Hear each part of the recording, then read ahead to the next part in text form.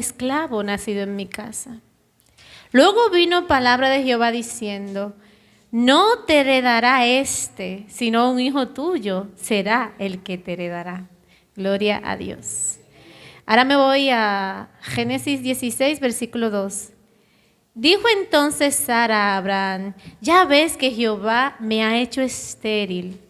Te ruego pues que te llegues a mi sierva, quizá tendré un hijo de ella. Y atendió Abraham el ruego de Sarai. Ya ustedes saben la historia, que nació Ismael. Ahora nos vamos a ir a Génesis 18, versículo 12. Se rió pues Sara entre sí diciendo: después que he envejecido tendré deleite, siendo también mi señor ya viejo. Entonces dijo Dios a Abraham: ¿por qué se ha reído Sara diciendo: será cierto que dará luz ya vieja? ¿Hay para Dios alguna cosa difícil? Gloria a Dios. Al tiempo señalado volveré a ti, y según el tiempo de la vida, Sara tendrá un hijo. Gloria a Dios. Ahora me voy a ir a Habacuc. Habacuc 2, versículo 2 en adelante. Y respondió Jehová diciendo: escribe la visión y declárala en tablas, para que corra el que leyere en ella.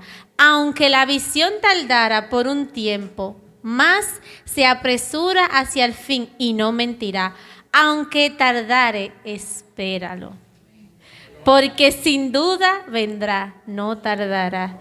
He aquí que aquel cuya alma no es recta se enorgullece, mas el justo por la fe vivirá. Pueden sentarse, gloria a Dios. El título que el Espíritu Santo le colocó a esta breve reflexión, porque vamos a respetar el tiempo de Nauri: alineado a la promesa de Dios. ¿Cómo se llama? Alineado a la promesa de Dios. Recordamos la vida de Abraham, un hombre que había nacido en una tierra pagana, un hombre que no conocía quién era Dios. Jehová le hace un llamado a sus 75 años. Un hombre ya mayor, que no podía tener hijo. Biológicamente era imposible que Abraham pudiera tener hijo. Y como si fuera el colmo, Abraham estaba con una mujer que también era de edad. Y de repente el Señor llama a Abraham y le da una promesa. Como ha pasado con todos nosotros los que estamos aquí en esta mañana. Dios nos llamó, Dios nos libertó. Pero cuando Dios nos llama, Dios nos da una promesa. La promesa más importante es la promesa de la salvación. La promesa de que un día veremos a Jesús en su gloria. La promesa de que un día todo este sufrimiento va a terminar. Pero aparte de las promesas espirituales que Dios nos da, también Dios nos regala promesas terrenales. Promesas de que nuestra familia van a venir a su reino un día. Promesa de que nos va a entregar una pareja. Promesa de que tendremos un trabajo estable. Pero mientras los años pasan, los días pasan, nos vamos envejeciendo, nos vamos resignando y empezamos a preguntar: Señor, ¿será que fueron mis emociones? ¿Será que ese predicador que me dijo a mí a los 17 años que mis ministerios eran internacionales, que tú me llevarías a grandes lugares? ¿Será que esa promesa que tú me diste de que mis hijos te iban a servir en alma y cuerpo fue algo que yo me inventé? ¿Fue algo que vino de mis propias emociones? ¿Será verdad, Señor, que fuiste tú que me prometiste eso? Porque es que los años me están pasando y cada día veo que la promesa más se aleja. Y eso no es algo que solamente le pasa a Vanessa, le pasa a Malvin o le pasa al pastor, nos pasa a todos, le pasó a Abraham. ¿Por qué le pasó a Abraham? Porque los años fueron pasando. Le pasaron 13 años de su vida.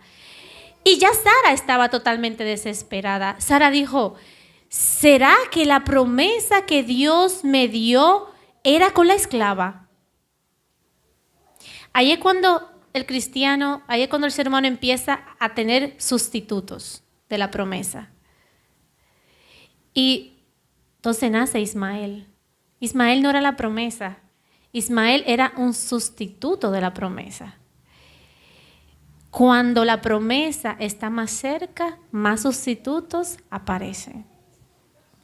Cuando la promesa que Dios nos da está a punto de manifestarse, es cuando más difícil se pone. Cuando aquella cosa que Dios te dijo que te iba a dar, están a punto así de la colita de llegar, es cuando el enemigo más fuerte arrecia. Por eso era que cuando la promesa de Isaac estaba a punto de manifestarse, de repente a Sara se le ocurre la maravillosa idea, porque las mujeres siempre tienen ideas maravillosas, desde el principio del Génesis, no es personal, pero las mujeres siempre quieren ahí estar desesperadas, es una naturaleza de nosotras. Y ella le dice, bueno, tenlo con ella, con la esclava, porque en el tiempo antiguo si una esclava tenía un hijo, era hijo tuyo también. Pero esa no era la manera de Dios. Porque cuando nosotros intentamos ayudar a Dios, siempre hay malas consecuencias. Decimos, Dios me prometió ir a las naciones, yo me voy a poner a hacer préstamo en el banco, yo me voy a poner a endeudarme, yo me voy a casar con un extranjero, porque esa promesa Dios me dio. Dios me dijo a mí que que mi ministerio era internacional. Entonces eso no es nada malo que yo consiga la manera de irme a Estados Unidos. Pero quizás esa no era... ¿Te lo pasa? Pero quizás ese no era el medio, ese no era el medio que Dios tenía. Ese es el medio sustituto que nosotros ponemos por la desesperación. Y eso le pasó a Abraham y a Sara. Entonces ahí vinieron los conflictos. Porque ya Sara, después que mete su pata, después que usan a la pobre Agar, ahora no la quiere. Ahora no la quiere. ¿Por qué? ¿Por qué no la quiere? Porque el pecado siempre trae consecuencias. Y las consecuencias siempre son muerte. Y la muerte no siempre es literal. Es la muerte espiritual. Hay una palabra que yo en una ocasión iba en un carrito con un señor. El señor me dijo una palabra muy fuerte. Me dijo, mira, el enemigo siempre se va a encargar de que cuando las bendiciones de Dios lleguen a tu vida, tú no estés completamente santo para recibirla o listo para recibirla. El enemigo va a hacer todos los medios posibles para que cuando la promesa llegue tú estés entretenido.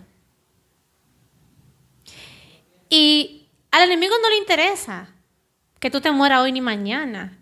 Al enemigo no le interesa que vengamos a la iglesia de domingo a domingo. Él está feliz que uno venga a la iglesia. A él le interesa tenerte entretenido. Porque si él te tiene entretenido, ya te mató. Porque tu atención no está en Isaac, sino en Ismael. Tu atención está en los sustitutos. ¿Pero por qué nos encantan los sustitutos? Porque cuando tienes un sustituto no tienes que pagar un precio de la espera. Porque la espera tiene un precio de sangre. Un precio de dominio propio. Un precio de fe. Y a mí me encanta el Señor.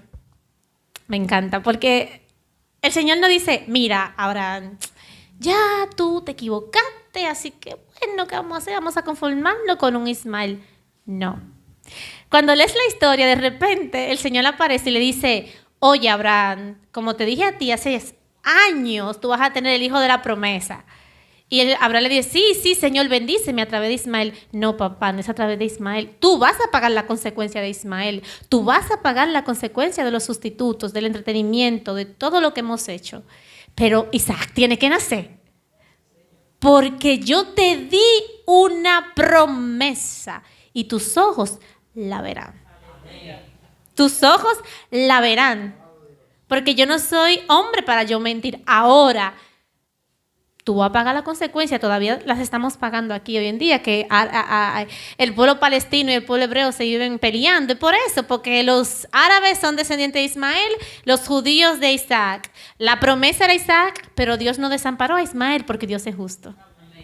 Dios no va a desamparar a aquellos que por tu pecado tú te conformaste. Si nació un Ismael, Dios se va a encargar de ese Ismael también, pero tú vas a pagar la consecuencia de las cosas que hacemos, lamentablemente. Y de repente llega el Señor cuando llega el tiempo señalado. Y el Señor a cada rato le recordaba la promesa a Abraham. Si ustedes se fijan, les invito a que vuelvan a leer la historia de Abraham. En el capítulo 15, el Señor lo saca de Ur. Luego en el capítulo 16 vuelve y le recuerda la promesa. En el capítulo 17 le recuerda la promesa. Y cuando cae, le recuerda la promesa. Y así pasa con nosotros, a través de un sueño, a través de un pastor, de un predicador, de una palabra, de quien sea. Vuelve algo y viene la promesa que Dios te da. Pero algo que me ha pasado a mí, que yo digo, wow, eso es muy fuerte. Hay algo peor que la desesperación. ¿Y saben cuál es? La resignación. Porque el que está desesperado, por lo menos todavía espera algo que va a llegar. Pero el que está resignado ya perdió la fe. Duras son estas palabras. Nosotros, como hijos de Dios, no podemos llegar al punto de la resignación. Porque cuando llega la resignación, llega lo que el Señor le dijo a Habacuc. El insolente, su corazón se endurece. La resignación te endurece el corazón porque dice, eso no fue Dios que me habló, yo estoy cansado de esperar, yo voy a tomar mis propias decisiones. Pero el justo por la fe vivirá. Porque el justo no mira el tiempo de la espera. Y eso no significa que no duele, porque la espera duele.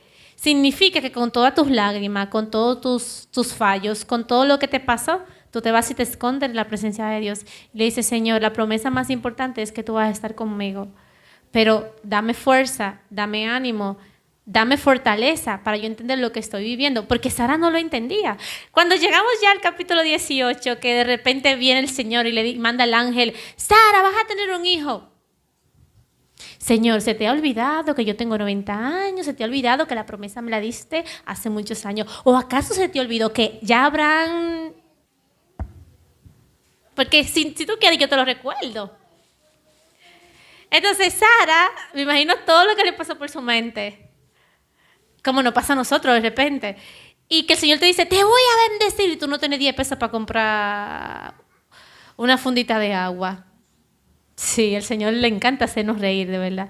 Y cuando tú vas a que ella se ríe, porque el Señor dice, llegó tu tiempo, llegó el tiempo señalado, porque las promesas de Dios siempre tienen un tiempo señalado. Cuando llega el tiempo señalado de Dios, Sara se ríe, como te ríes tú, que de repente te diga Dios mañana, ahorita te vas para Estados Unidos, tú te vas a reír, porque dime, tú no tienes condición económica ahora mismo para irte a Estados Unidos, ¿no? Como que Dios me diga, ahora, ay, conseguiste una beca en Harvard, yo... No tiene sentido ahora que en Harvard. ¿Por qué? Porque a Dios le encanta hacernos reír. Y de repente, el nombre de Isaac significa sonrisa porque el Señor hizo sonreír a Abraham y a Sara. Pero no tenemos que esperar a cometer los mismos errores que cometieron Abraham y Sara. Yo creo que la Biblia es un relato de personas que fueron humanas como nosotros, sí, pero que también cometieron errores, pero también pudieron reconocer que lo hicieron mal. Pero vemos a un Dios misericordioso, a un Dios redentor, a un Dios que aunque nosotros estemos resignados de la palabra que Dios nos dio hace años, Él te la recuerda esta mañana. Dios lo cumplirá. Yo no sé cuándo, yo no sé cómo, yo no sé de qué manera. Y te lo dice una persona que tiene muchas promesas de Dios y que en ocasiones le ha llegado la resignación. Pero también confío en esa palabra que está... Cuando vamos al libro de Habacuc, me encanta. Habacuc era un hombre, ¿cómo lo digo que suene bonito? Que no suene feo. Habacuc era un pasado, dominicanamente hablando. Habacuc era un pasado. Porque Habacuc le reclama a Dios y le dice, oye, ¿será que tú no te estás dando cuenta de que el pueblo asirio está acabando con nosotros? Tú no te estás dando cuenta que estamos sufriendo. Tú no te estás dando cuenta, bla, bla, bla, bla, bla, bla, bla, bla, bla, bla, bla. Como somos nosotros, Señor, tú no te das cuenta que tengo 40 y no tengo hijos. ¿Cómo así? Y Habacuc le reclamaba a Dios. Y el Señor le responde algo que me chocó mucho el corazón. El Señor le dice, si yo tratara de explicarte lo que yo estoy haciendo, tú no lo vas a entender. Si yo tratara de explicarte lo que estoy haciendo, tú no lo vas a entender. Cuando el Señor le mostró el sueño a José, el Señor solamente le mostró un sueño a José. El Señor no le mostró todo el camino que José iba a recorrer. hacia ese destino. Pero hay algo que nunca detuvo a José y era el temor a Dios. El temor a Dios fue lo que hizo que José, a pesar de que era un muchacho joven, de que tenía deseo humano como lo tenemos tú y yo, a pesar de todas las humillaciones que le hicieron a José, José no estaba pensando ni siquiera en la promesa de Dios. José estaba pensando en el temor que le tenía a Dios. Y ese temor es lo que Dios quiere que hoy en día tenga su pueblo. No es tanto estar enganchado a una promesa, sino a ese temor de que aunque mi cuerpo me quiere descarrilar, porque quiere siempre descarrilarnos, pero ese temor a Dios no es no sentir el deseo al pecado, porque por eso son tentaciones, porque tú tienes deseo de sentir al pecado. Es que aunque tú sientas el deseo al pecado, tú dices, no, el temor a Dios es más fuerte que lo que yo puedo llegar a sentir. Porque hay muchos cristianos que están equivocados, estos cristianos que están en una burbuja de bola de cristal, de santidad, que no se sienten atraídos a nada porque son muy santos. Mentira. Ese deseo de Eva por coger la manzana, el pecado de Eva no fue desear la manzana. El pecado de Eva fue comerse la manzana. Porque por eso son tentaciones, porque te llevan a querer. El problema de Sara no fue que se sintió tentada a ofrecerle a Agar, a Abraham. El pecado de Sara fue que le dio a Agar a Abraham. Porque me imagino que en esos 13 años Sara se sintió tentada en muchas ocasiones de darle otra esclava a Abraham. Son 13 años esperando. Y no fue que Dios le dio la promesa a Sara cuando ella tenía 15 años. Dice, no, Sara era una vieja ya, básicamente. Porque si tú eres joven, tú dices, bueno, y Esther y para el colmo. Era doble milagro. Triple, porque el tío también ya era un hombre mayor que él. O sea, Dios también hizo que ella, su útero y todo, o sea, fue un milagro de toda la manera lo que Dios hizo. Y que si el Señor intentaba explicarle a Sara lo que él estaba haciendo, Sara no lo iba a entender, porque imagínate tú, una mujer a esa edad, que el Señor le devuelva sus órganos y todo eso para que pueda tener hijos, es un milagro grande. Pero Sara se sintió tentada a ofrecerle una esclava a su pobre esposo y cayó. Así como nosotros nos vamos a sentir tentados a caer en un sustituto y no esperar la promesa, porque ya la promesa parece que tardó, porque ya la promesa se desesperó, porque entonces yo me confundí, no era lo que Dios me había dicho que yo tenía que hacer. Para terminar, léanse la historia de Abacú. Es poderosa, porque Abacú estaba muy enojado con Dios, porque llega un momento en la vida que uno se enoja con Dios, aunque ustedes me digan que no. Uno se enoja porque uno no entiende a Dios. Uno no entiende. Yo recuerdo la historia de un predicador muy importante, se llama Billy Graham, fue uno de los evangelistas más grandes. El predicador que fue a predicarle a ese hombre, Dios lo mandó a una iglesia y esa iglesia estaba literalmente casi vacía. Y Billy Graham estaba en esa multitud. Porque yo escucho hoy que están hablando mucho de que no hay mucha gente. La gente no tiene que estar, quien tiene que estar es Dios. Y lo que no están, no necesariamente porque no quieran, porque cada quien tiene su situación. No somos nadie para juzgar a quien no esté y quien no esté. Dios sabrá lo que hará con cada uno de ellos. Y él se enojó porque él dijo, wow, yo fui de un lugar tan lejos a predicar y solamente se convirtió uno. ¿Quién se convirtió? Billy Graham. El predicador del siglo XX más importante, el evangelista más imponente y más usado por Dios del siglo XX. Billy Graham. Así como Iris decía. Así que, tranquilos, sí. Si no me hubiesen venido el niño, tranquilos también. Porque al final, esto de Dios es para Dios. Y si yo no venía porque me quedaba dormido, tranquilos, Dios iba a mandar a otro que lo predique, porque nadie es indispensable. That's it, como se dice en los gringos. Entonces, mis hermanos, lean la historia de Abacú. Abacú estaba enojado con Dios porque no entendía a Dios. Quizás no entendemos a Dios, nunca lo vamos a entender. Es como que venga un matemático y le explica una ecuación a un pez. El pez no es que es bruto, que el pez no entiende ecuaciones. El pez no nació para entender ecuaciones, el pez nació para nadar. Entonces nosotros con nuestra mente finita no vamos a entender nunca a Dios. Pero me encanta la actitud de Abacú al final de la historia. Dios es Dios. Dios nunca da respuesta. Escuchen esto va para los libros. Dios nunca da respuesta. Dios da promesa.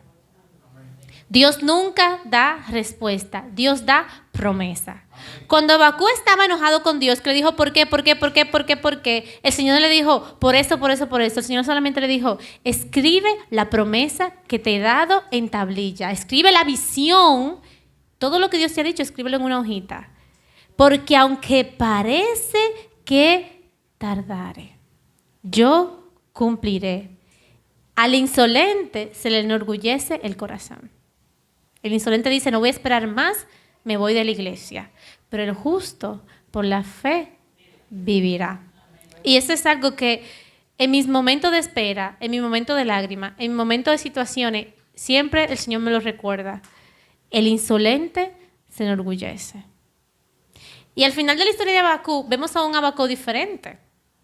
Un Abacú que ya no está cuestionando a Dios. Vemos a un Abacú que dice...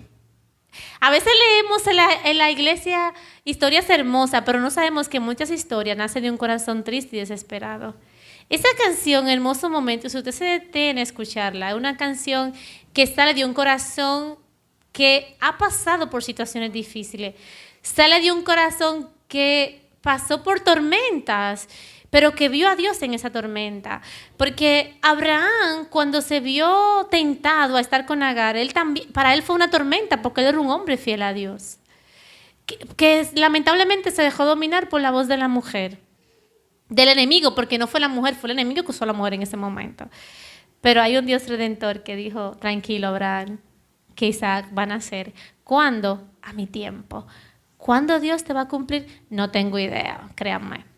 Pero a su tiempo, Él lo va a hacer. No permitamos que nuestro corazón se endurezca en la espera. Vamos a alinearnos a la promesa. ¿Cómo nos alineamos a la promesa? Cuando andamos en obediencia a Dios. Cuando, no porque seamos perfectos, pero en medio de esa imperfección, procurar el temor a Dios. Porque si tú me preguntas hoy, ¿a qué tú le debes el éxito que tú has tenido a pesar de todo mi fracaso en Dios? Yo puedo decirle que al temor a Dios. Porque el temor a Dios es lo que me hace que, a pesar de que a veces ya uno quiere tirar la toalla, digo, no, Señor, no está bien. Porque tú eres bueno, porque tú has sido bueno y tú vas a seguir siendo. Y quizás nosotros no estamos en nuestra mejor temporada, pero estamos en la temporada perfecta. No estamos en la mejor temporada. Quizás muchos de nosotros estamos pasando un montón de situaciones. Quizás muchos de nosotros no estamos en nuestra mejor temporada con Dios, pero estamos en nuestra mejor temporada para con Dios. ¿Por qué? Porque estamos en el altar de Dios. Y estamos confiando que Él hará. ¿Cómo? No tengo idea, pero Él lo hará. Dios le bendiga a todos. Amén.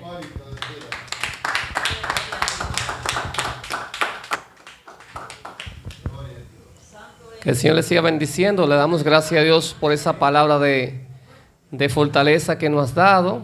Y le agradecemos a la hermana Vanessa que vino desde lejos para darnos esta palabra que necesitábamos en este día.